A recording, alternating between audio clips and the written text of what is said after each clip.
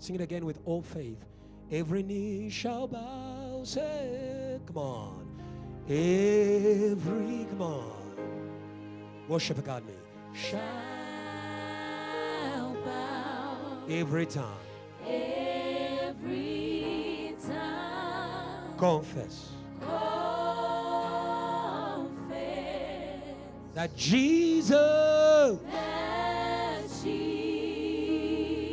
Jesus Christ is Lord.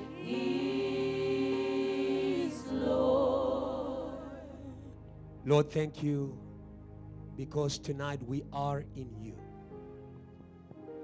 Out of the world and planted in you. Out of bondage and planted in you. Out of lies and planted in you. We are complete in you, our ruler. Our ruler. Thank you for being our king. Thank you for being the one who has the last word of our lives. Like Job, we say tonight, our king lives. And he will rise up, the last one.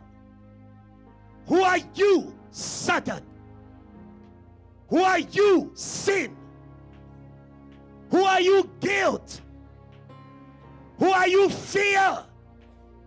Our Redeemer lives. Our Redeemer lives. Our Redeemer lives. He will rise up, the last one. We are not alone. We have a head. We are married. Lord, may your church be married tonight. Fully surrendered. I rebuke every spirit of rebellion in the name of Jesus. Every heart, every spirit come. One body, one head. Who is the Christ? And Lord, tonight we sit at your right hand. We sit in your authority.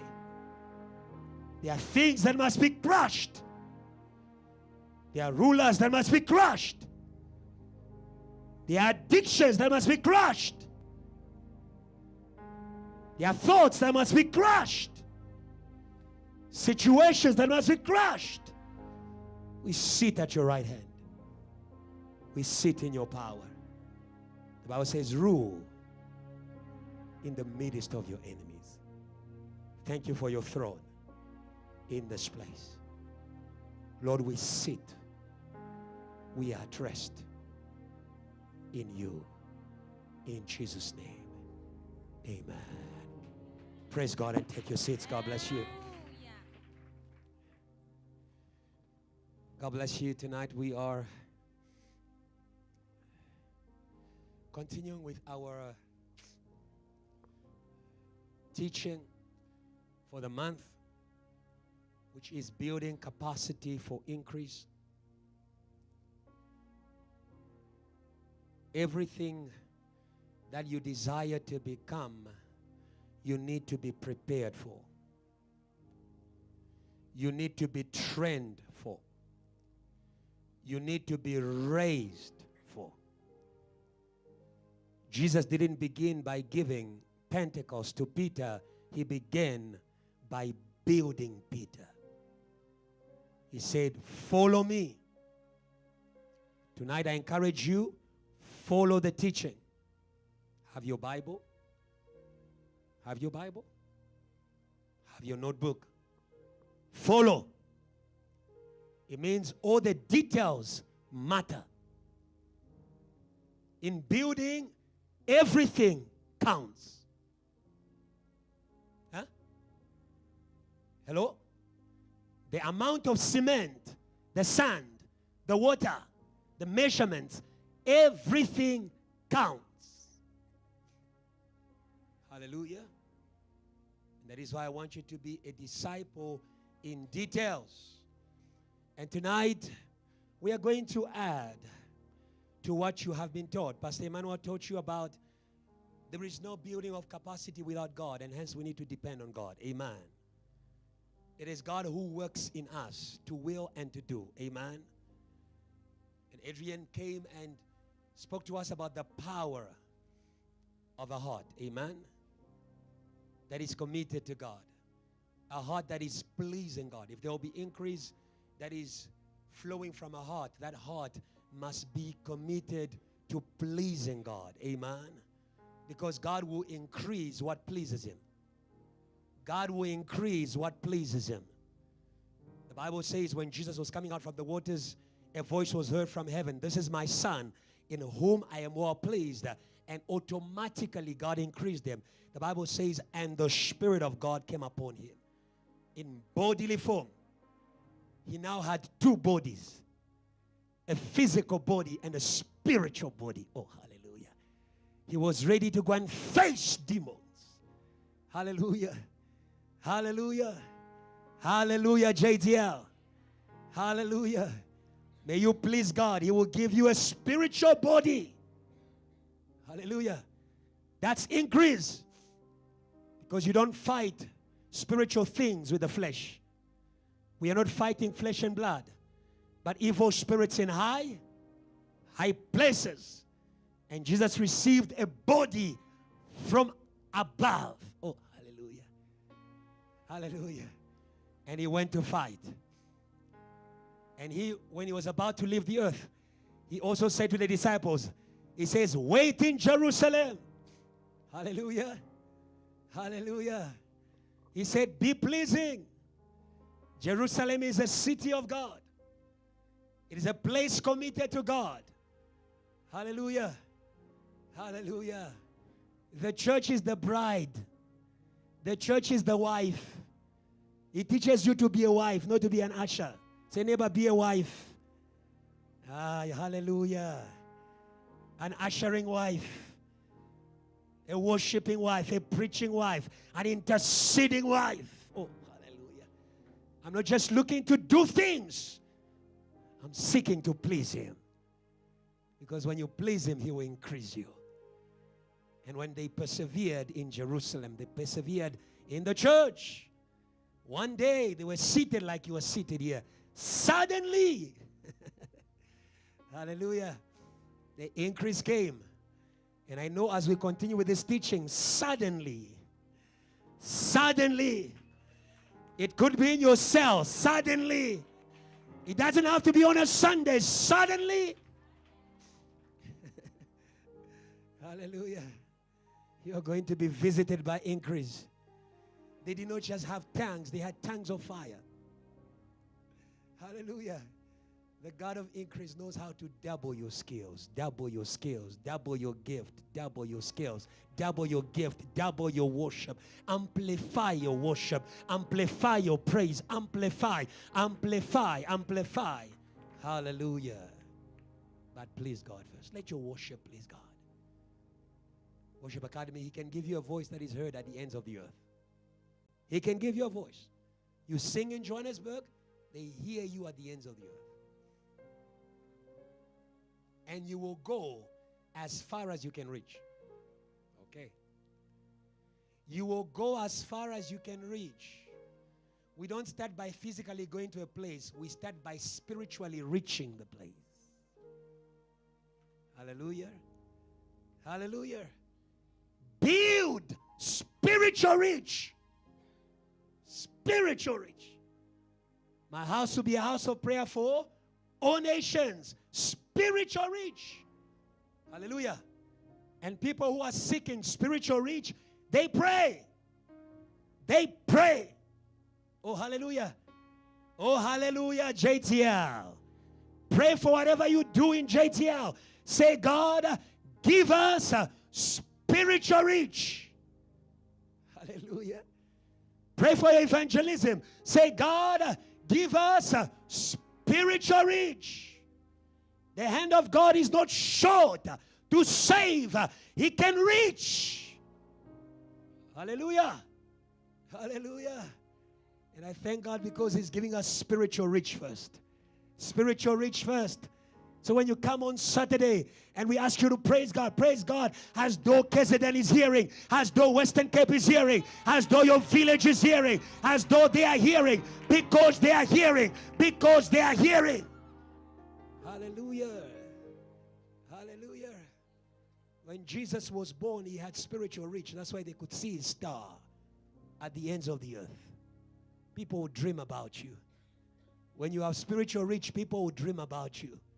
People will call you from the US, from Europe. Receive that in the name of Jesus. They will tell you, I saw you. I saw you. Oh, hallelujah. When someone calls you and tells you, I saw you, tell them spiritual reach. Hallelujah. Hallelujah. And where there is spiritual reach, there's going to be physical reach.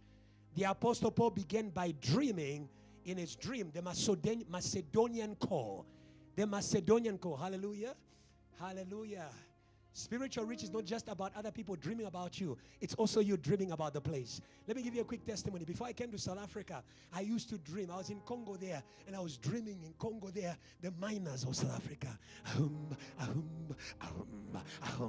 Hey, I said, Jesus, South Africa is calling. Hello. You will go as far as you dream. Before Joseph could physically go to Egypt, he began by dreaming.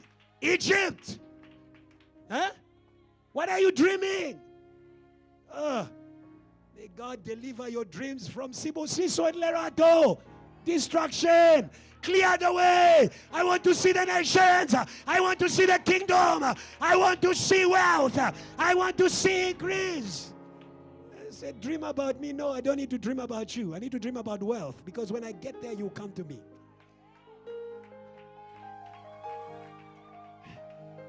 Clear your mind. Clear your heavens. There's a cloud over you. You don't see the nations anymore. I'm speaking with somebody. You don't see the nations anymore. Some people don't dream anymore. Ever pray for them. Some people don't dream anymore. You sleep at night, you don't dream anymore. It's like there's a blanket. You see, but you're not saying, in the name of Jesus, in the name of Jesus, in the name of Jesus, in the name of Jesus, in the name of Jesus. Somebody say, in the name of Jesus. Somebody say, in the name of Jesus. Somebody say, in the name of Jesus. Every vow over the church that was hindering us from seeing our spiritual reach, you are torn in Jesus' name. Now give God praise, because God will pour dreams. God will pour dreams. God will pour dreams. Hey, dream about Sunday service. Dream about the exam prayer. Get there before you get there. Hey, hallelujah. So the Apostle Paul dreamed about Macedonia. And God says, do not leave the city. I have many people here. He dreamt about it, and God gave it to him. Increase is sin first. Hallelujah. And we call that spiritual reach. That is what my teaching today. I was just reminding you what you've learned. Say, neighbor, go back to your notes.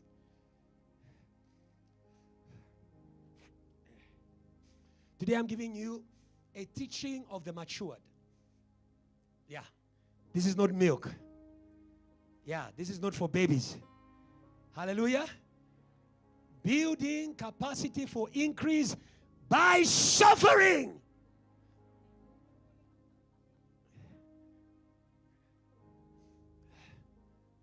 Hello?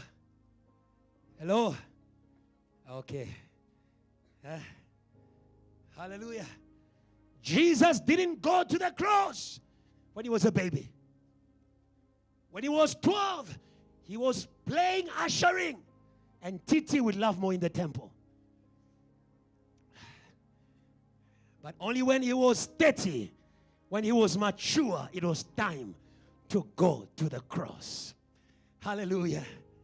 But people who have a promise of increase, they don't die, they multiply. Hallelujah. Hallelujah. I want you to see suffering as a channel for increase. Hallelujah. Where God increases the multiplying factor.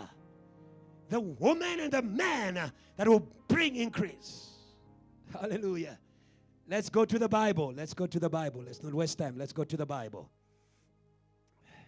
When we read Isaiah 54, you realize that this woman we are reading in the scripture, she is suffering. The Bible says, sing, O barren, you have not borne, break forth into singing. Does a woman who is married feel happy to not give birth? No. Hello? So this woman is suffering. You have not born.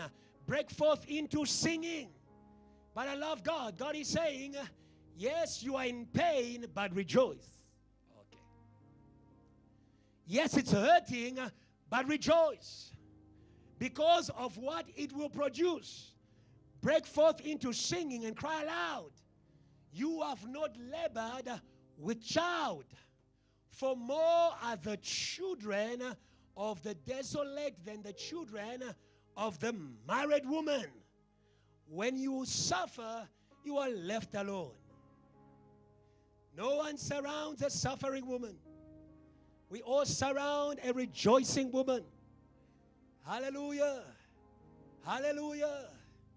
Learn to accept your time of suffering. Your time to be alone. Hallelujah. Hallelujah. With every suffering that God allows, there is a purpose. There is a purpose. When I was reading this scripture, the Spirit of God was awakening me that sometimes God has to close a womb that must produce the extraordinary. God must close the womb that just wants to give birth like everybody. That just wants to give birth like everybody. That just wants to preach like everybody. That just wants to be a church like everybody. God sometimes can limit. God sometimes can close so that you may seek what is yours. Hallelujah. When I look at all the barren women in the Bible, they gave birth to extraordinary. Beginning by Sarah, the mother of multitudes. Hallelujah. Hallelujah. Hallelujah. Hallelujah. She was barren because she was carrying the weight, paying the price for the birth of the promised child. Hallelujah. Hallelujah. Hallelujah. If we are going to give birth to the promises of God, we need to accept suffering. Hallelujah. There is no Canaan without a desert. There is no Canaan without a desert. Hallelujah. And when you look at the other one, who is she? Rebecca, who gave birth to nations. Amen. She gave birth to nations, yes or no? Yes. But she was barren. Hallelujah. So wherever there is a suffering that is allowed by God, there is a promise that must be born. Let's read that scripture until we go down, and you will see that this woman is actually suffering. This woman is suffering, but she is receiving the encouragement of God. Hallelujah. When we are suffering in the will of God, we are suffering with God. We are suffering with God. We are suffering with God. Amen. That is why there is encouragement. That is why there is prophecy. That is why there is visions. Hallelujah. In your time of suffering, it is not a time to eat KFC. It's a time to eat dreams. Men shall not live by bread alone, but from everything that comes from the mouth of God. Hallelujah and hallelujah. Hallelujah and hallelujah. When you are going through the desert, don't run to Rosebank or run to the mountain of prayer and receive a word from God, and it will sustain you. Oh, hallelujah. Hallelujah. Hallelujah. Are we together? Are we together? And the Bible continues to say, verse 2, enlarge the place of your tent, and let them stretch out the curtains of your dwellings. Do not spare. Lengthen your cords and strengthen your stakes. I want you to see something. In suffering, God is stretching you. Who says stretch? Says building capacity. Hello? How do you build muscle? For brothers who love gym, I'm looking for one here. I don't see many.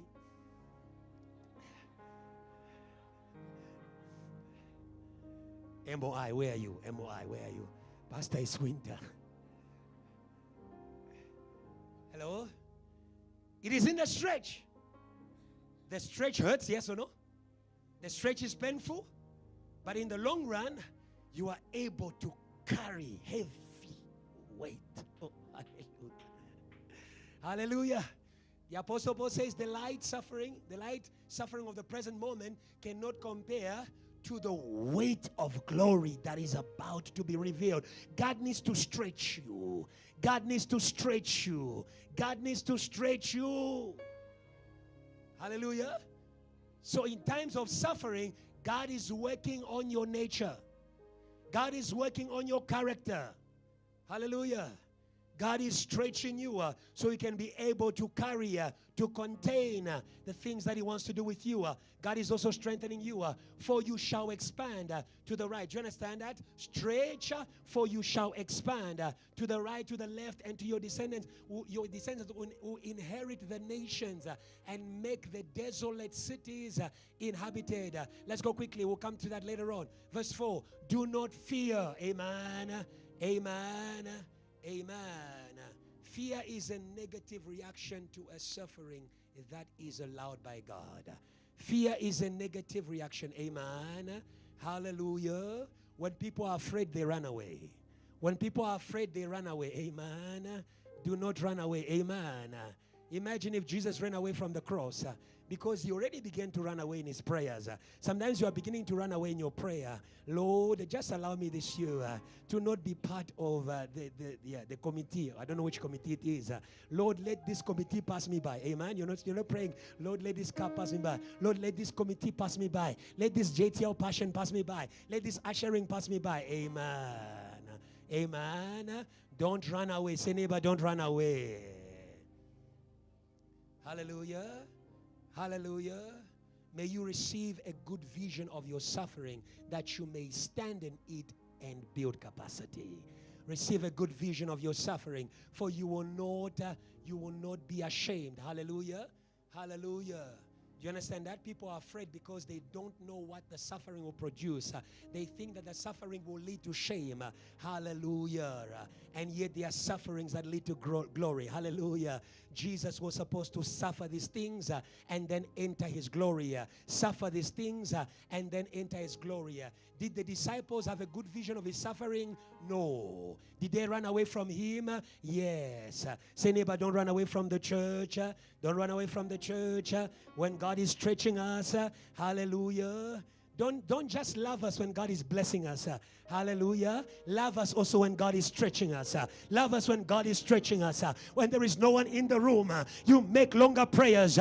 You have to scream louder. You have to do hallelujah. Hallelujah. Have a good vision of your suffering. It will not produce shame. It will produce glory. Neither be disgraced, for you will not be put to shame. For you will forget the shame of your youth and will not remember the reproach of your widowhood anymore. Some of you need to be free from the effects of your past suffering.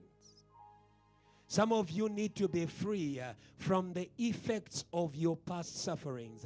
It is one thing to suffer. It is another thing to be delivered from the effects of the suffering. The cross of Jesus, did it come from God? Yes. Did it scatter the disciples? Yes. Did Jesus have to go to the disciples, teach them again, reveal to them again, baptize them again? Yes. Do you understand that? Do you understand that? Do you understand that? That the effects of your suffering, they put you in a state of negative expectation. You're not expecting glory. You're expecting what happened in the past. Hallelujah. But the Bible is saying, do not think of past events. Do not think of past events because I am doing a new thing. I am doing a new thing, says the Lord. I am doing a new thing, says the Lord. I am doing a new thing, says the Lord. Hallelujah. Hallelujah. Hallelujah. I want you to also note, suffering in God is not forever. Some of you have only the faith of suffering. May God add the faith of glory after suffering. May God add the faith of glory after suffering. Some of you only have the faith for suffering. Oh, I am the small one. I am the insulted one. I am the rejected one. They always hate me. They rejected you. Now they'll embrace you. They rejected you. Now they will love you, because that is our God. Hallelujah. Hallelujah. Hallelujah. Hallelujah. The days of suffering of Jesus in the grave was 3 days. Hallelujah. Satan wants to make your life story to be a story of suffering, but God says 3 days. Do you understand that? It means the season of suffering in your life is clearly limited. It is specific. For your maker is your husband. Hallelujah. Hallelujah. Hallelujah. When God wants to remake you, He puts you in the pot of suffering. Hello? Hello? The potter, hello? The pots, they are cooked in the fire, yes or no?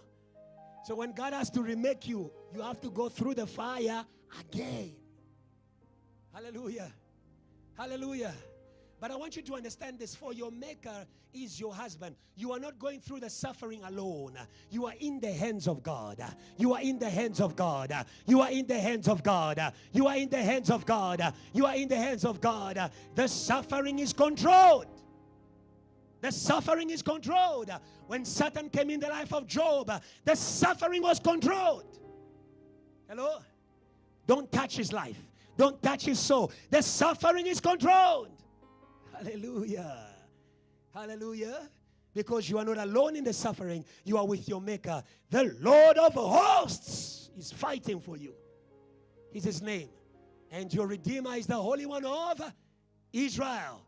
He is called the God of all the earth. Hallelujah. Hallelujah. He knows how to bring you answers from anywhere. Verse 6. For the Lord called you like a woman forsaken and grieved in spirit, like a youthful wife when you were refused, says your God. Verse 7, quickly. For a mere moment I have forsaken you, but with a great mercy I will gather you. Amen. In times of suffering, it may feel as though God has forsaken you. In time of suffering, it may feel as though God has forsaken you, but He hasn't. Hallelujah. At the cross, Jesus felt as though He was forsaken. My Father, why have you forsaken me? Was His Father there? Yes, the Bible says God was reconciling the world to Himself by the cross. Oh, hallelujah. He was a silent God. He was a silent God. In suffering, you are walking with a silent God. Oh, hallelujah. Don't despise the silent God. He's still God. He's still God. God is still God, even when He's quiet. God is still God, even when He's not yet doing miracles. Present but silent. Hallelujah.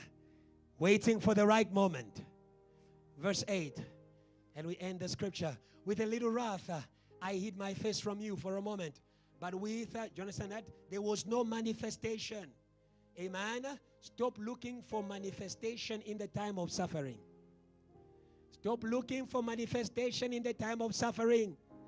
Don't release an album in the time of suffering. Don't release an album in the time of suffering. Stop looking for manifestation. Did Jesus do any miracle at the cross? No. They said to Him, He says, you healed many people. Heal yourself. Did He do so? No. Hallelujah. Work with God. When God is silent, be silent. Oh, hallelujah. When God is silent, be silent. Don't defend yourself. You have a defender. Your husband. Your God is your maker and your husband. He will defend you. He will defend you. But with everlasting kindness, I will have mercy on you, says the Lord, your Redeemer. Do you understand that? Do you understand that? You understand what Job said? My Redeemer lives. He will rise up the last one.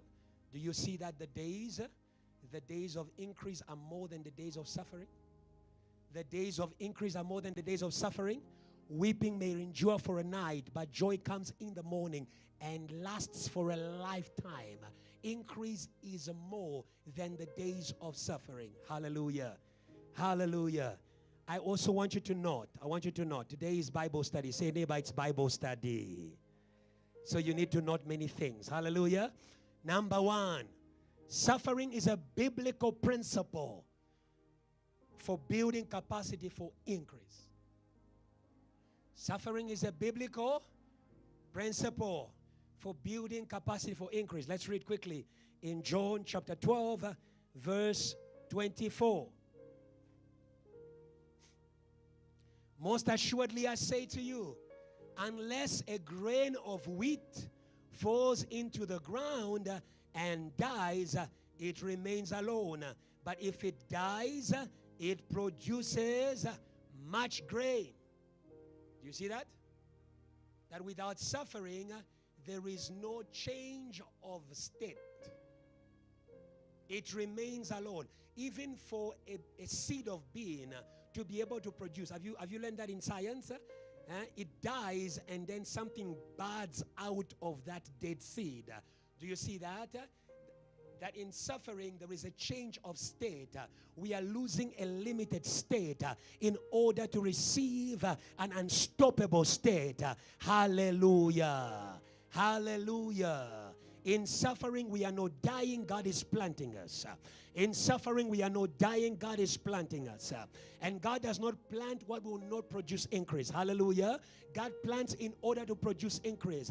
The Bible says it is not the same seed that you put in the ground that you take out of the ground. Amen. Whatever is planted does not come out the same. If you put a seed of maize into the ground, you have a whole, do you understand that? A whole plant, a whole cob of maize. Do you see that? That wherever there is a planting, wherever there is a sowing, wherever there is a time of suffering, there is going to be a change of nature. That is what we call building of capacity. Hallelujah. That is what we call building of capacity. Let me give you a good example because we're talking about Jesus here. In John chapter 12, Jesus was born in the flesh, son of David. But Jesus could not save the world as son of David. Huh? Hello? Jesus could not save the world as son of David. The Bible says, for God so loved the world that he gave his only begotten son, that whosoever believes in him should not perish but have everlasting life.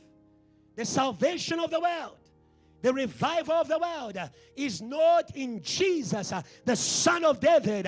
It's in Jesus, the Son of God. So we need to put the Son of David on the cross so that the Son of God that is hidden in him can be able to come out. Hallelujah. Hallelujah. In suffering there is a loss of a limited nature. The physical nature is limited. Hallelujah. Our increase is not coming from our physical nature. Hallelujah. Our increase is coming from our spiritual nature. Hallelujah. So in suffering, the Bible says, when my outward body is being destroyed, my inward body is being built. Hallelujah. That the physical nature, that the carnal nature, that the fleshly nature needs to die, needs to be sown in the ground, so that the spiritual nature that God will increase, that God will use to be able to multiply, can be released. Hallelujah. Do you see the principle in the Bible? Do you see this principle in the Bible? Hallelujah. Let's go forward. Let's go forward.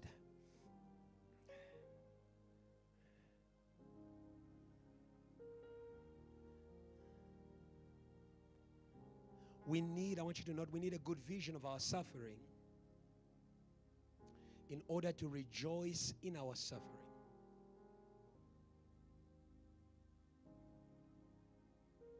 But that good vision means that you are informed by God. Amen?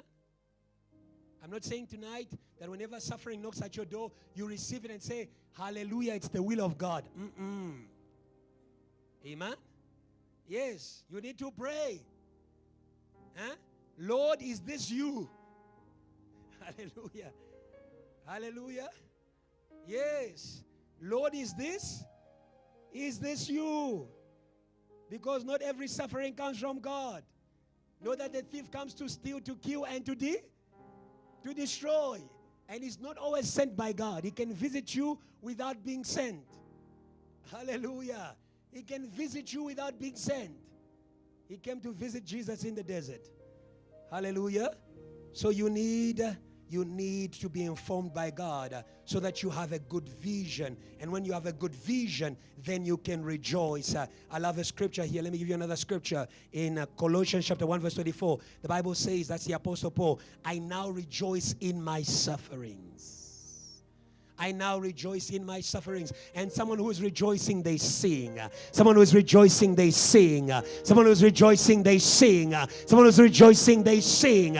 Hallelujah. Hallelujah. Close the funeral and start singing like Paul and Silas. Like Paul and Silas. They were not in a prison. They were in a mission field. They were in a mission field. They were in a mission field. Hallelujah. How will you reach the captives unless you are got into prison? Huh? Hello. Hallelujah. Hallelujah. Hallelujah. You understand why Jesus identified with the thieves, identified with the criminals. Hallelujah. God was planting him there. It was a mission field. God was planting him there. Amen. Hallelujah. If you're a criminal, you are the field of Jesus. You are the field of Jesus. He's not ashamed of you. He came for you. He came for you. He did not die with pastors. He died in the company of criminals. Hallelujah. He was there on mission. Hallelujah. We rejoice. We sing because we know God is working. Paul and Silas knew that God was working even in their prison. Even when you are suffering, God is working. I want you to know that. God is working. God is not doing what you like, but He is doing what He wants. Amen? Amen? Yes, even when you are suffering, God is working. He's not doing what you want. He's doing what He likes. Hallelujah. That is why you need to approach suffering with a spirit of surrender. With a spirit of surrender. With a spirit of surrender. Not my will, but your will be done. Not my will, but your will be done. Not my will, but your will be done. When Jesus was going to the cross, that was his prayer. Not my will, but your will be done. Amen? It means, Lord, have your way. Hallelujah. Hallelujah. Hallelujah. Lord, have your way. Hallelujah. If it's God who's taking it, Lord, take it. You don't like that one. Hallelujah. Lord, have your way. Hallelujah. If God is taking away something, He wants to give something better. If God is taking away something, He wants to give something better. He wants to give something better. Come on, JTL. Hallelujah. So when God is taking, surrender. Amen. What is the opposite of surrender? It's fighting. There are many people in the time of suffering, instead of surrendering, they are fighting with God. Oh, when are you, God? Look at what you've done to me. Look at you saved me to bring me into shame. You took me out of Egypt for me to come and die here. You made me to be a minister for me to die in shame. And the war with God. And the war with God. And the war with God. Surrender. I now rejoice in my sufferings for you and fill up in my flesh what is lacking in the afflictions of Christ for the sake of His body, which is the church. You understand that? In the same way Jesus suffered, God is still looking for people who can carry His plans in suffering. It is like a woman who is about to give birth. Amen. The sufferings in the will of God, we call them pains of birth. We call them pains of birth. Hallelujah. It is a suffering that is birthing something. It is a suffering that is pushing something. It is a suffering that is releasing something. It is a suffering that is creating something. It is a suffering that is raising something. Hallelujah. That is why we need to know the plans of God with regards to suffering. That's my point 2. You need to know the plans of God with regards to suffering. You need to know the things that God has allowed for you to suffer. Huh? Many people know their blessing. They don't know what will produce the blessing. Hello? Jesus says, didn't you know that the Christ was supposed to suffer these things and then enter his glory? Hallelujah. It means without suffering, no glory. Hello? Yes. Huh? Young people say, no sweet before sweat. Hello? Amen. Amen. That's why you are studying now, isn't it? You say to yourself, suffer now, enjoy later. Yeah. Now you want to enjoy now and enjoy later. Amen. We need to know. JTL know. JTL know. Amen. Because if you don't know, then the suffering will kill you. The suffering will discourage you. The suffering will scatter you like the disciples. Let's read quickly. Let's read. It's Acts chapter 9 verse 16. This is the calling of the Apostle Paul. You need to know. When God calls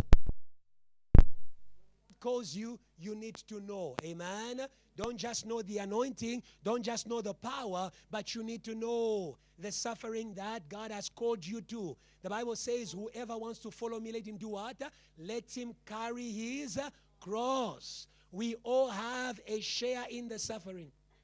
We all have a share of suffering. Okay. We all have a share of suffering. Because if we suffer with him, we are going to rule with him. If we suffer with him, we are going to rule with him.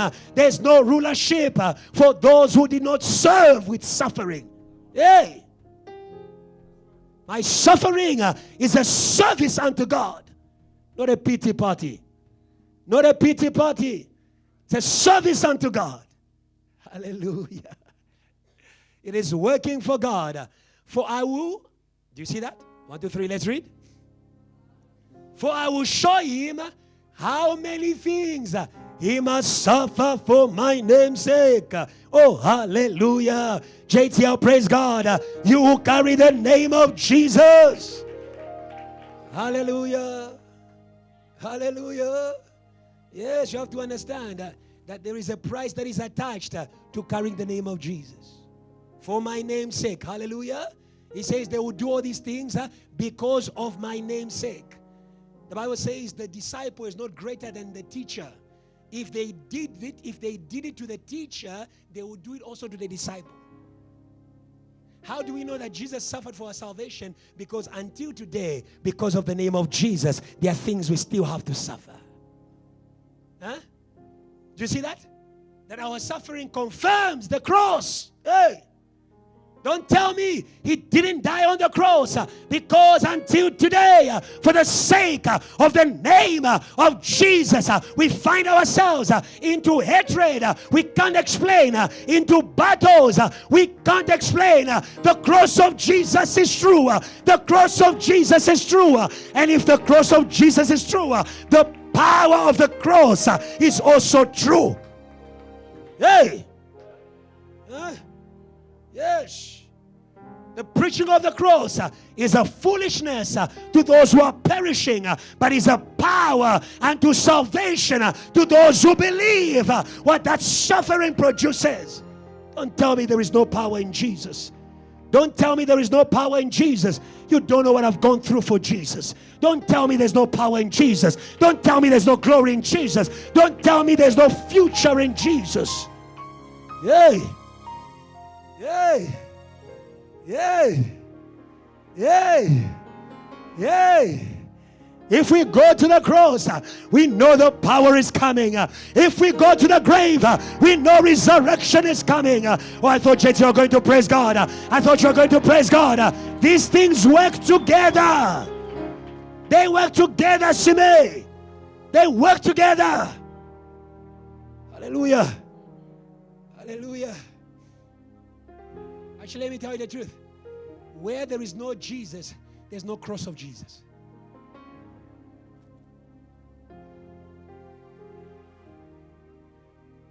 Where Jesus is, there is the cross of Jesus. Where Jesus is, people will experience what was done to Jesus. We have Jesus. We have Jesus. JTL, we have Jesus. JTL, we have Jesus. I thought you were going to get excited in this place. We have Jesus. Hey. Not because we preach the name, but because we share in his suffering. Hallelujah. So the Bible says, I will show him. Amen. Say, neighbor, be informed. Be informed. Be informed. Be informed. Because if you are not informed, you are going to experience suffering that is not meant for you. May God remove every suffering that is not meant for your life. May God remove every heavy weight, every heavy burden, every heavy stone. Hallelujah. Every suffering that is not producing the promises of God is killing you. Hallelujah. Let's read. Still Acts 9. Now let's read from verse 23 to verse 25. From verse 23 to verse 25. This is still the same Paul. In verse 16, God says to him, I will show him the things that he will suffer for my name's sake. Jesus. Some of you, I can concur with what, I can concur with the feeling. Whenever you dream about suffering, it comes quickly. When you dream about glory, it's like it's coming further. But when you dream about suffering, it comes quickly. Like you dream it last night, and then the next day, it's already there. It's already happening. Hallelujah. Hallelujah. If we suffer, we will rule. Hallelujah. You didn't understand. If you suffer, you will also rule. Hallelujah. So when you suffer, learn to claim what is behind the suffering. So the Bible says here, just after God said to him, I will show him, in verse 23. It's not very far. Verse 23. Now after many days were passed, the Jews plotted to kill him. But their plot became known to, and they watched the gates day and night to kill him. Then the disciples, okay. So do you understand in the scripture that this suffering, killing the Apostle Paul, was not in the plan of God? Do you understand that? Then the disciples took him by night and let him down through the wall in a large basket. Hallelujah. Hallelujah. God will not deliver you from what you must go through. Okay. God will not deliver you from what you must go through. But God will deliver you from what is not coming from him. God will not deliver you from what you must go through. You need to surrender and say, Lord, your will, and then you go in there. Hallelujah. So praying deliverance. You go from church to church. Deliver me from this cross. Deliver me from the cross of Jesus. Deliver me from the cross of Jesus. There's no deliverance from the cross of Jesus. You must carry it. You must carry it. No deliverance from it. You must carry it. Unless you deny Jesus and become a Muslim.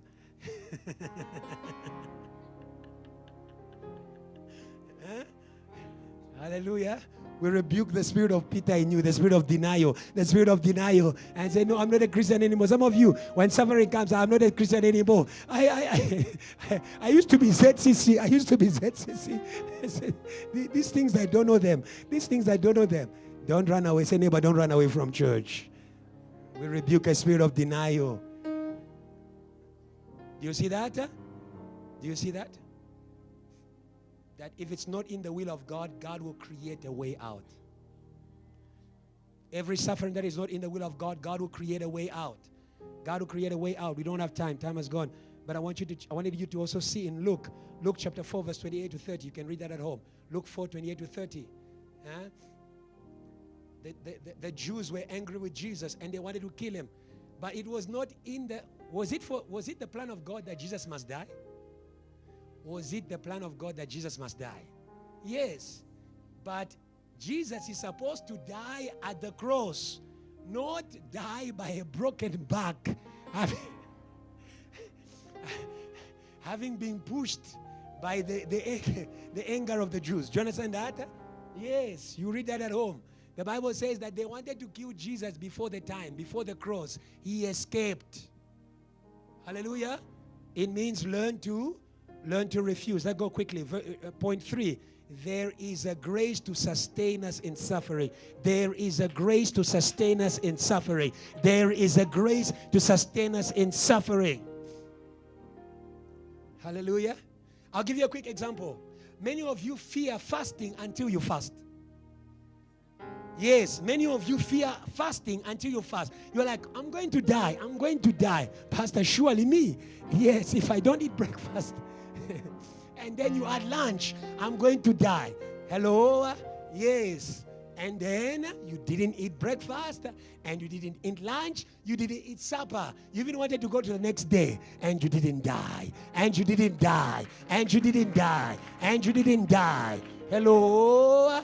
There's a grace to sustain us in the sufferings that must produce increase. Hallelujah. Hallelujah. And that's why if we say grace, pray. If we say grace, pray. Times of sufferings are times of prayer. Delete Netflix. Pray. Hey. Pray. Kulega. Pray. The Bible said, let he who is sad pray. Seasons of sufferings are season of prayer. Invest in the Spirit. Invest in the Spirit. Invest in the Spirit. There will be more grace. Let's read Philippians chapter 1 verse 29. That you should see that there is grace. There is grace. Many of you, sometimes, even when you start preaching or when you start leading worship, you feel like your body is heavy, like your body is dying. It won't die. There is grace. Remain standing. Remain standing. Remain standing. There is grace. Hallelujah. Yeah. Philippians 1:29. The Bible says, for to you it has been granted on behalf of Christ, not only to believe in him. Who says it has been granted means it has been given. Are we together? Are we together? It has been given. For to you it has been granted on behalf of Christ, not only to believe in him, but also to suffer for his sake. Oh, hallelujah. Hallelujah. Hallelujah. Hallelujah. Hallelujah. It was God who gave Jesus a body that could endure suffering. They call him man of sorrow, acquainted to grief. Hello? Hello? Grace. He says, you have found me, You have found me a body to do your will. What was the will of God? It was for him to die. What was that body? It was the lamb. It was the body of the lamb. The lamb says yes. He doesn't fight. He says yes. Let's go to the cross. Yes. Let's die. Yes. Let's suffer. Yes. They spit on you. Yes. Yes, Lord. Yes, Lord. Receive the body of the lamb. Receive the body of the lamb. Receive the body of the lamb. Receive the body of the lamb. Hallelujah. In order to sustain the sufferings. Amen. In order to sustain the sufferings. Now you understand. Do you understand? That for Jesus to fast 40 days and 40 nights, he was sustained by grace. Yes, the Bible says Jesus, filled with the Holy Spirit, was led in the desert where he was tempted for 40 days and 40 nights. He was sustained by grace. Hallelujah. That is why don't go into fasting without the Holy Ghost. Don't go into fasting. Fasting is not a prescription for depression. Fasting is not a prescription for spiritual attack. You've got spiritual attack, okay, 2 days fasting. You need employment, 3 days fasting. You need marriage, 10 days fasting. When you need children, 20 days. Now you need a house, 30 days. No. Jesus was led into the desert by the Spirit of God. He was sustained by grace. Hallelujah. That is why he was able to stand even when the devil, I want you to see something there. That when you see in Luke chapter 4, you know the whole scripture, what it speaks about. When Jesus was weak in his body, the devil began to awaken him against God because of what he was feeling. I want you to note, the devil will push you to rebel against God in your suffering. The devil will push you to rebel against God in your suffering. When you begin to feel a spirit of rebellion because of what you're going through, because of what you lack, because of what you don't have, because of what is happening in your family, you should know that Satan has come. When Satan came in the desert, he began to suggest to Jesus rebellion against his father because of what he was feeling, because of what was happening to him, because of where he was. We rebuke a spirit of rebellion in the name of Jesus. We rebuke a spirit of rebellion in the name of Jesus. Hallelujah. The devil uses, we call it the black cross. Hallelujah. Yes. He is pushing you. The same sufferings that God is using in order to fulfill his will, in order to produce increase, the devil also wants to use them to his own agenda, which is rebellion. You understand why you need to pray? You understand why you need to pray in suffering? Because Satan will visit you. Satan will visit you. There are two areas where Satan visits you the most. When you are in abundance and when you are in suffering. When you are in Eden and when you are in the desert, get ready, he will come. He will come. When you feel like you've got everything, school fees paid, accommodation paid, pocket money, everything. I'm borrowing my aunt's car. That's for the students. Hello? Yeah, you are in a small Eden. You are in Rosebank. That is the Eden of students. Yeah, it doesn't go beyond Rosebank. It ends at Rosebank.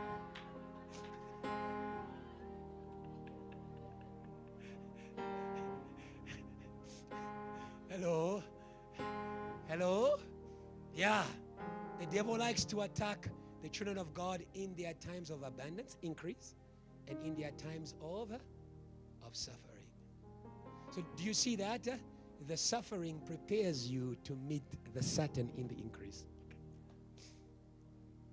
When I met him in the desert, I am not surprised by him in Canaan. Oh, okay.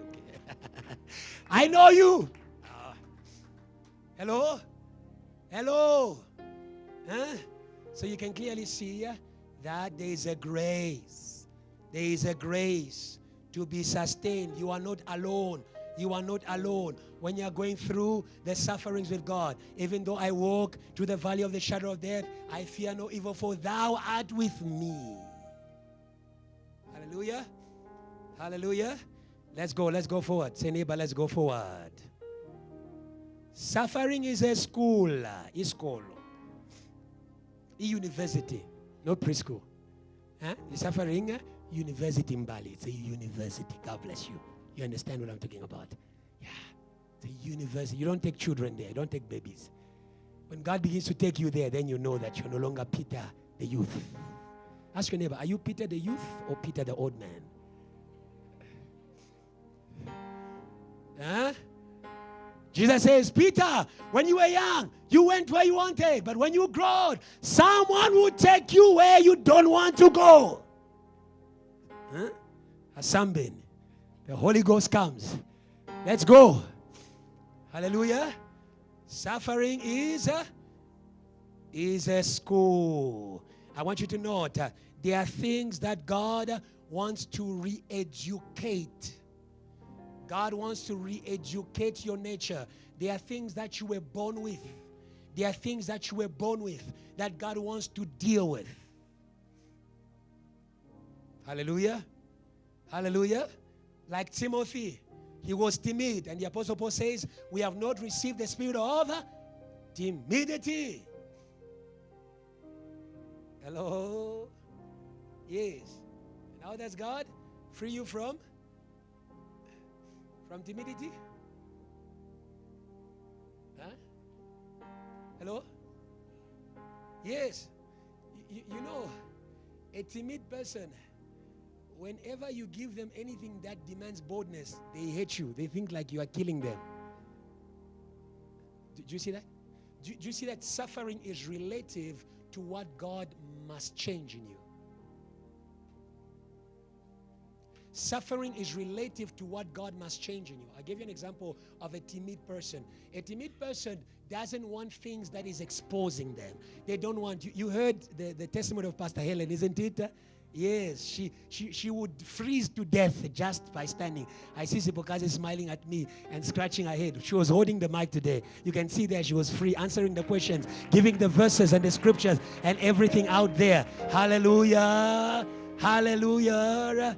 Hallelujah. Do you see what suffering is? It's not always a lack of money. It is God taking you where you don't want to go. It's God taking you out of your comfort zone. It's God. Do you understand that? It's God taking you into things that put pressure on you. If you're going to bring oil out of the olives, you need to crush the olives. Hallelujah. Hallelujah. So you understand that? Suffering is a school. You have learned the wrong way. That's why some of you are always telling your pastor, no, pastor, I was just born like this. Yes, you must be born again. Hello? The fact that you were born that way doesn't mean you need to remain that way. The fact that you were born that way doesn't mean you need to remain that way.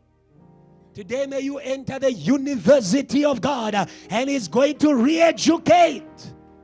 Hey, Lord, re-educate my insecurity. Re-education, amen. I was taught to fear. I was taught to keep quiet. I was taught just to be quiet. I don't ask questions to anyone. I don't ask questions in class. I don't question people when they are doing wrong. I don't question people when they are going to the world.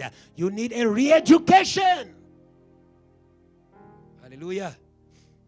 Okay, let's go.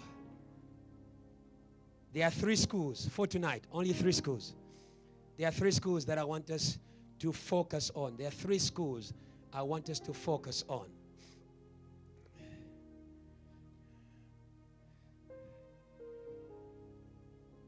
First school, the school of obedience. I want you to know that obedience is not a grace. Yes, it's not a gift. It's something you learn. You teach yourself to obey. You need to learn to obey. You need to learn to align. Some people learn by what I call soft methods. Huh? But some people don't learn by soft methods. Like the Apostle Paul. He doesn't learn by soft methods, Nkateko. God must take him and throw him to the ground. Hello? Let's go into the Bible. You know, I love that, you know, if Jesus had to learn obedience through suffering, yes, you are not too bad. Say, neighbor, you're not too bad. Okay. You're not too bad. Because you're there, no, I'm just too bad. I'm the rebellious one. Even the pastor knows me. Yeah. Even Jesus had to learn obedience through the things he suffered. Hebrews chapter 5 verse 8 to 9. Put it up on the screen. There is a school of obedience. There is a school of obedience. God takes us through suffering so that we may learn to obey. We may learn to align, isn't it? Huh? Many times we argue with God until things get difficult. Okay? Many times we are stubborn, huh? Oh, I don't know if I'm speaking to Christians or I'm the only one. Huh? Many times we are stubborn, very stubborn, until things begin to go bad. Huh? Can I give you another example? The prodigal son, he was there enjoying life outside the house. Life outside Jesus, he was enjoying. Everything was flowing smoothly. It was a vibe. It was a drop. It was a drop.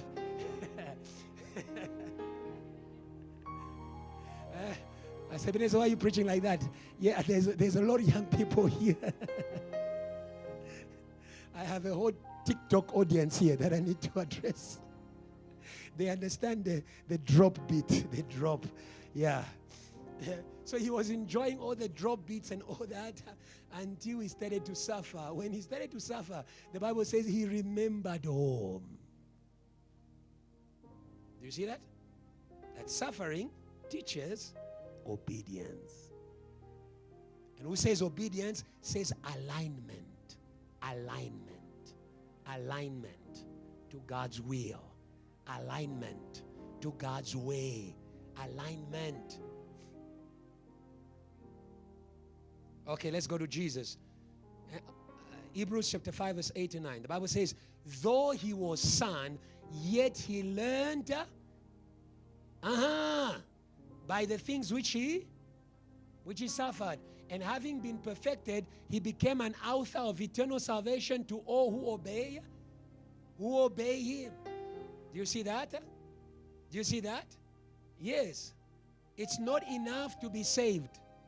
He was son, born again. It's not enough to be born again. I can be born again, but still needing to learn obedience. Do you know Christians who are disobedient in the name of the Holy Spirit? Huh? Who use the Holy Spirit in order to disobey their pastors? Our pastor, no, the Lord told me. When a sheep tells me, the Lord told me, I ask them, which Lord? Because I remember well, God speaks to sheep through shepherds. Yes. I'm not saying he cannot speak to you on your own. But God's method, because how will you know that it's him speaking to you on your own unless you have learned how he speaks first? And that's why today we've got confused Christians. Because they never learned the voice of God. Samuel was a prophet to be, but he needed to learn how to hear the voice of God through Eli. Say amen. Hallelujah. So don't be disobedient in the name of the Holy Spirit. So someone can be born again, but disobedient. Always wanting to do things their way. Always wanting to do things that suit them. Hallelujah. And when God wants you to align to him, he begins to narrow the space around you. Okay, you don't want that prayer. May God narrow the space. Narrow is the way that leads to righteousness. Narrow is the word that leads into the kingdom. God begins to narrow things around you. Okay. No one is saying amen there. No one is saying amen. When God is narrowing things around you, you don't have options. Because obedience is not an option, it's a must. And sometimes all the options must die for you to choose obedience. I wasn't waiting for an amen. God bless you. I wasn't waiting for an amen. But now I want you to see this. Do you see that we need suffering to teach us obedience, and obedience to prepare us for increase? We need suffering to teach us obedience, and obedience to lead us to increase. Because the God of increase is a God of instructions. The God of increase is a God of instructions. If you have not learned obedience, you are going to argue with your miracle. If you have not learned obedience, you are going to argue with your miracle. Let's go into the Bible. This is the school of Mary. Somebody say the school of Mary. John chapter 2 verse 5. John chapter 2 verse 5. John chapter 2 verse 5. John chapter 2 verse 5. His mother said to the servants, whatever he says to you, do it. Hallelujah. Hallelujah. How did Jesus turn the water into wine? He turned it by giving them instructions. Fill up the jars with water and then take it to the wedding MC. Hallelujah. They needed to be prepared to obey before they could experience the increase of miracles. Hallelujah. Hallelujah. Don't argue your way out of your own miracle. That's a word for somebody. Hallelujah. Even in the desert, the God of miracles was a God of instructions. The Bible says God revealed his ways to Moses and his acts to Israel. Wherever God is about to do things, he gives an instruction. And instructions mean nothing where people don't know obedience. Where people have not learned obedience. The Mary who was teaching them obedience also learned obedience. Because for her to carry Jesus into this world, she had to obey. Hallelujah. Hallelujah. Hallelujah. It takes obedience for us to see the miracles, because the miracles are not aligned to what we think. They are not aligned to what we think possible. They are not aligned to what everybody thinks, to the norm. They are beyond the ways of man. Hallelujah. JTL, get ready for miracles. JTL, get ready for miracles. But accept the school of obedience. You even the simple instruction, e-prayer, you argue. How can I pray on the phone? Because God says it. Because God says it. He says, God didn't tell me. Yeah, but he told the leaders of the church where you attend. Okay. Are you still there? Are you still there? Do you see that? That the school of suffering is producing a capacity, and the capacity is producing increase. Second school of suffering. Let's go quickly. Maybe let me also speak to you quickly about Peter. Peter had to fail in his way in order to obey the way of Jesus. For Peter to be ready to receive the instruction of his miracle, he had to not catch fish a whole night. Him was an expert in fishing. As I said to you, some of the suffering, some of the failures you're going through, they are teaching you they are preparing you for obedience. Don't say, Pastor, I've been failing, I've been in this class forever. Yes, what is God teaching you? Hey, as a child of God, you are at 2 universities. You are at Verts. You are also at Heaven University. Okay. So you are doing well in the books, but you're not doing well in the heavens.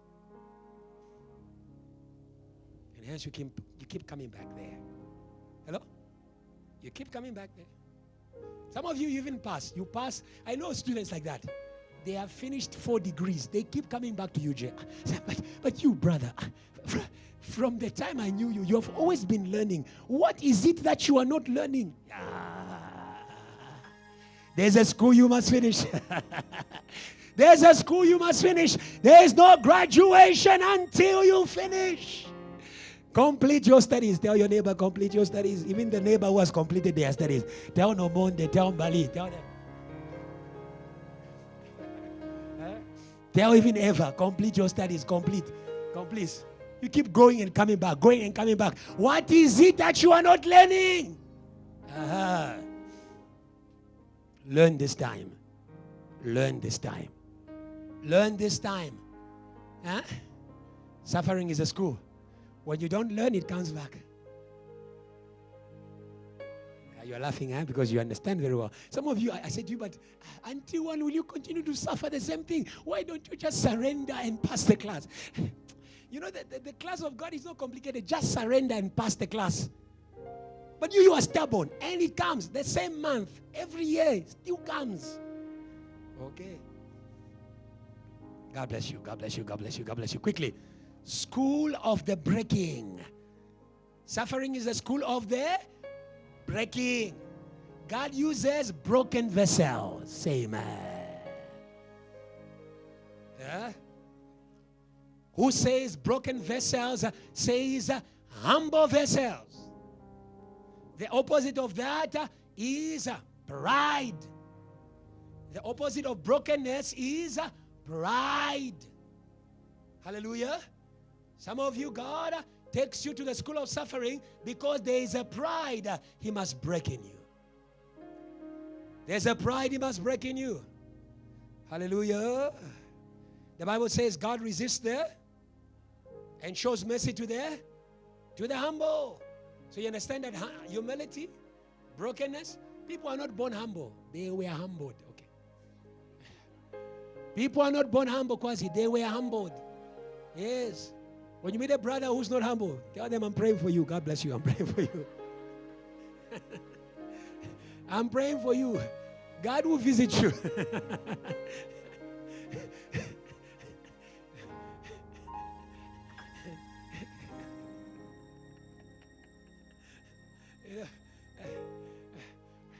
You know, when people have not been broken, even the way they speak, hallelujah, the church and God and Lord. When someone has been broken, oh, the mercy of God. Oh, the grace of God. I'm nothing without you, Jesus. Huh? Yeah. Hallelujah. Yes. Yeah. When the worshiper is broken, worship overflows. Huh? Pride is an enemy of grace. Pride is an enemy of grace. That's why humility is a fruit of the Holy Spirit. Pride is an enemy of grace. When the worshiper is broken, worship overflows. There's a time when the man is worshiping. There's a time when God is worshiping. God is releasing worship in the man. And that's amazing. Hallelujah. It's beyond the people. It's beyond. Allow God to break you. Deuteronomy chapter 8 verse 1 to 3. Sometimes God may need to break a whole community. God can break you individually, but He can also break a whole community. Yes. God can break a whole family. Huh? Yeah. I know some people used to be millionaires. Now they are servants of God.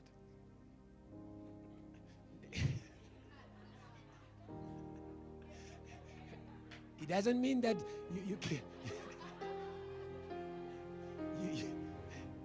you can be both.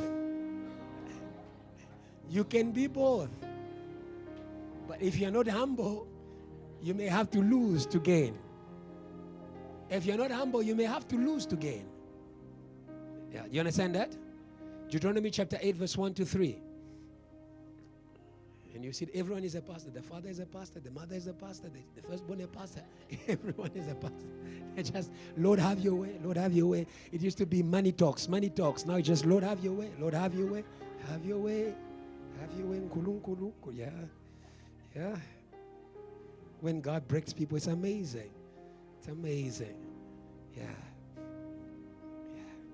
South Africa is a nation that is called to glory, but God will break this nation too.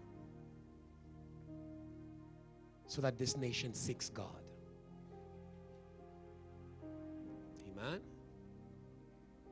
Let me leave that one. Deuteronomy chapter 8 verse 1 to 3. Let's read. Deuteronomy chapter 8 verse 1 to 3. Every commandment you must be careful to observe that you may live and go in and possess the land of which the Lord swore to. Continue verse 2. And you shall remember. Do you see that?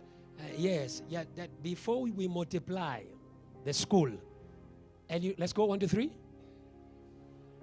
That the Lord your God led you all the way these 40 years.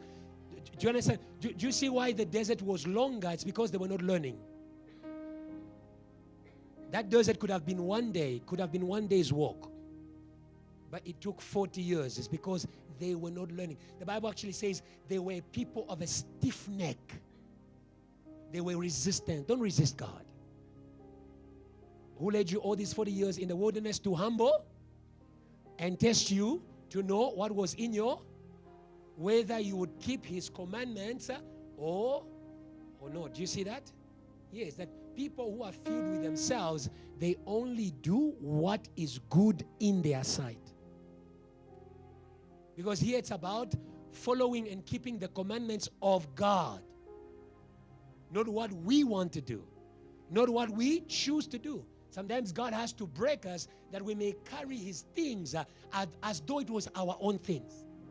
Some people never carry things that they didn't start. Hello?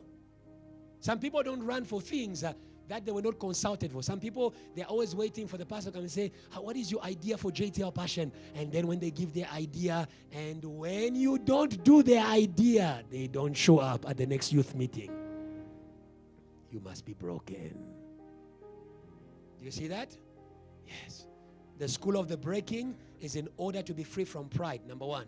The second thing, it's in order to detach us. To detach us. Two things that God says there. To humble you. The second thing is to test you. If you would be attached. Amen? Amen. There are certain attachments that are too deep in you that we have to cut by surgeries. Amen. Yes. Okay. Huh? Yes, there are certain relationships that God needs to cut by surgery. Some people will not listen to a sermon, but they will listen to a burning. Hello? But as your pastor, I advise you, listen to God before you get burnt. Huh? Yes, some things you need to burn them to detach them. Because burning makes soft, isn't it? Yeah. So there is the breaking of pride, there is detachment. Let's win time. The last school for tonight, the last school is the school of warfare.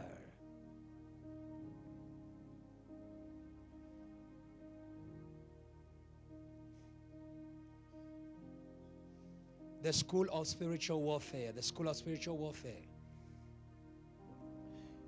There is an increase that you need to fight for. If you are not trained in spiritual warfare, you are not going to step in that increase.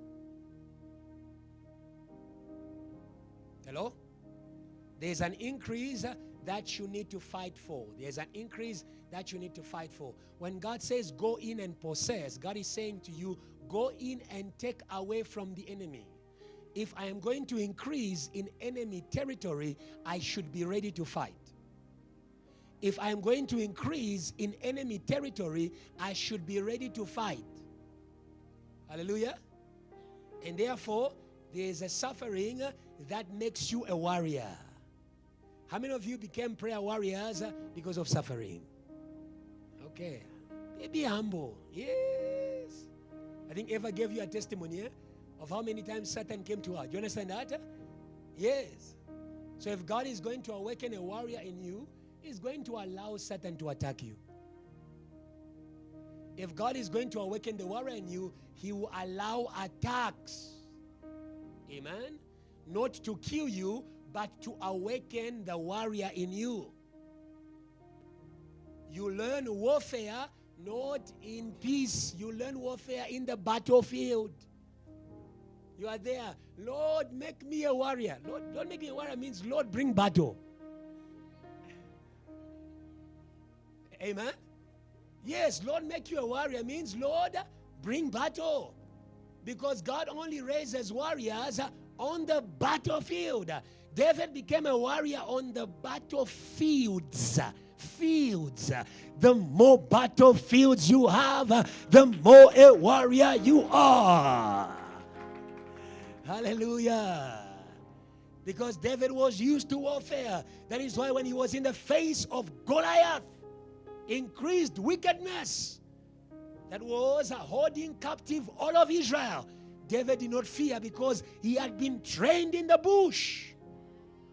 Hallelujah. Hallelujah. Hallelujah. There are battlefields that are public. There are also battlefields that are private. We call them battles of the bush. There are battlefields that are private. No one knows what you have won, but God knows what you have won. God knows what you have won. God knows the temptation you overcame. God knows, God knows, God knows, God knows. Hallelujah. Hallelujah. Before David became a public warrior, he was first a private warrior. You want to overcome battles in the church? Start by overcoming battles in your life. Overcome battles in your commitment. Overcome battles in your faith. Overcome battles in your faithfulness. Overcome battles in that bush where no one is seeing what you are doing. Hallelujah. Let's quickly read. When God wants to make you a warrior, He's going to allow battles to come. So when battles come, don't always cry. Amen? Yes, don't always cry. Be like David. Whenever a battle came to him, he prayed to God, Lord, shall I pursue? Will I conquer? Will you give me victory? Hallelujah. Yes. Lord, is this a battle for me to fight? Because if it's a battle that God has allowed for you to fight, it's increasing you. It's awakening the warrior in you. Let's read Psalms chapter 18. Psalms 18. We're about to finish. Psalms 18, verse 4 to 6. We're about to finish. Say, neighbor, you're doing well. You're doing well. You're doing well. Yeah, you're doing well. You're doing well. You know, my prayer is that, that all this time we spend in the Word here may become your lifestyle in your own home. Hallelujah. Give time to the Word of God. Sit in the Word of God. Stop rushing the Word. The Word of God is your future. Don't rush your future. Sit in there. Psalms 18, verse 4 to 6. Psalms 18, verse 4 to 6. Here there's a battle that has come to David. The pangs of death did what? Surrounded me, and the floods of ungodliness made me afraid. Verse 5. The sorrows of Sheol surrounded me. The snares of death confronted me. In my distress, I did what? I called upon the Lord. Amen. Amen. Amen. Spiritual attacks teach you how to pray. Not. Spiritual attacks teach you how to pray. How many of you started praying because of Tokolosh? Hello? Yes. Pastor, there was something standing behind my bed. I couldn't cry the name of Jesus. I started praying within me. Jesus, fire, Holy Ghost, fire. I judge. The more I prayed, the more fire, the more power. I was increasing. JTL. Hello? Yes, spiritual attacks, you understand that? Yes, but unfortunately, many of you have become white chickens. You become white chickens. No attack. Too simple. Since you came to Joburg, all you do is eat KFC, popcorns, and everything. And all that. May God restore the battle.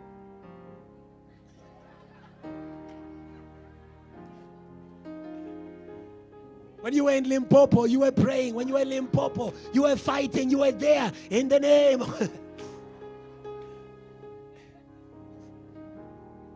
Hello? Yeah. Do not be deceived. You see, that's the thing that the Western world teaches us. It's not because you ignore demons that you chase them away. Because the Western world thinks that we are too superstitious, Africans. Sometimes we can also overdo it. Some of you Africans, you see demons everywhere, even where they are not.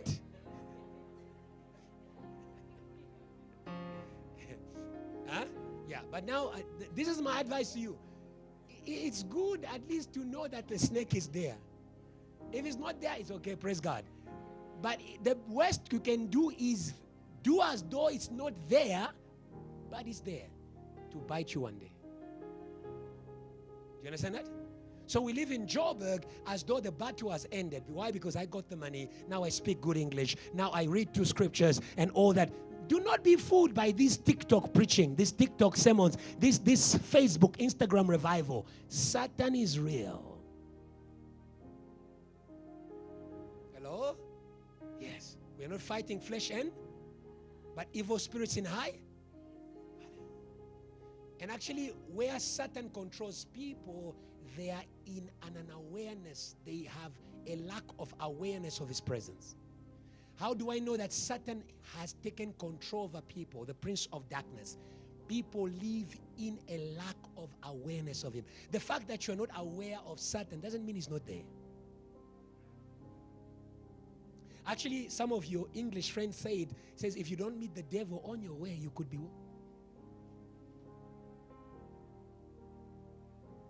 If he doesn't attack you, maybe because you became his friend now. You sleep in his room. You walk together. I'm saying that so that you awaken to spiritual battlefield. We don't fight Satan because he attacked us.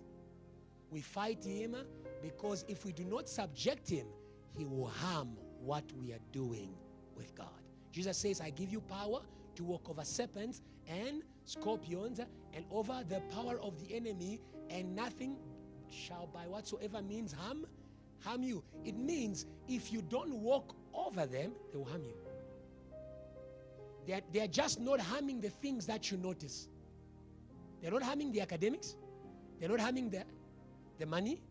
They're not harming the business. But they're harming the faith. They're harming the holiness. They're harming the prayer life. That's what they fight in Joburg. So people become very, they become very I call them sophisticated Christian, who've got all the right words in the dictionary, but no power. Hello? Pray. David says what? In my distress I did what? I called upon the Lord and cried out to my God. You know, it's also amazing that Jesus went to find Satan not in a club. He went to find him in the temple. Hello? Luke chapter 4. He went to find him in the temple. Satan fears those who fight him. Satan does not have any problem with people who are at peace with him. Do you understand that? Yes. So sometimes it takes people who have been through suffering in order to evacuate Satan wherever they go. Because they know what Satan does when he's left on the loose. There are people who know what Satan did to them when he was left on the loose. So wherever they go, the first thing they do, even if they don't see him do anything, they begin by evacuate him. Evacuate him in Santon. Evacuate him in 4 ways. Evacuate him in the mall. Evacuate him online. Evacuate him in all those places where he does not look as though he's there. He is there. He's just working in a manner you are not used to. Hello? David says, in my distress, I did what? I cried to the Lord, I prayed. Let's go to verse 32 quickly, 32 to 37. 32 to 37, and we're going to end there. 32 to 37. 32 to 37. It is God. Do you see that? I didn't read before this. God saved David. God allowed the battle to come. God saved David. But God didn't just save David. God was training David. Amen? Amen. Have a good vision of your battles. No, everybody doesn't like me. What is God teaching you? Stand for what you believe. Stand for what you believe. Stand for what you believe. Stand for what you believe. When everybody says yes and they praise you and they approve, you don't learn to stand for what you believe. Hello? Yes, sometimes you may think that you believe. You don't believe. You are moving in the applause of people. When the people stop applauding, will you stand? Verse 32. It is God who arms me with strength. Do you see that? Yes, in the school of suffering that is meant to produce warriors, in us God is making us strong. May God make you strong in the name of Jesus. May God make you strong in the name of Jesus. May God strengthen your hands. Hallelujah. Hallelujah. Hallelujah. The God, I remember Adrian, the God of Richard Ward, the God was making us strong. The room was empty. There was nothing beautiful in that place. It was blazing power prayer. Hello? Yes, people don't, we organize a revival. People don't come. We praise God and we eat food. And then next Saturday we organize another revival. And then another one. And then another one. And then another one. And then another one. Until Satan started to fall at Virtue University. He started to fall. He started to fall. He started to fall. Hallelujah. May God make you strong. Sing again. Sing again. Sing again. Sing again. Sing again. Sing again. Hallelujah. Yes. And he makes my way perfect. Verse 33. He makes my feet like the feet of the deer. He makes me zealous. He makes, hello. Hallelujah. Yeah. We learn to run for the things of God in that school of warfare. We learn to run. People who are not warriors, they are slow, they are heavy, they are slow. Everything they do is slow. Say, neighbor, may God accelerate you. Yeah. Hallelujah. Warriors are quick. They are quick. They are quick. They are quick because they know the enemy is working. Hallelujah. Hallelujah. Sometimes you take all your time and then the enemy is working. Be quick. And sets my feet and sets me on high places. Verse 34. He teaches my hands to make war, so that my arms can bend a bow of bronze. Verse 35. You have also given me the shield of your salvation. Your right hand has held me up. Your gentleness has made me great. Hallelujah. Hallelujah. It is the school of warfare that made David to be praised. You are going to be praised because you know how to bring down giants. You are going to be praised. People will look for you. Hallelujah. Let's look for that sister warrior. You become sister warrior, brother warrior.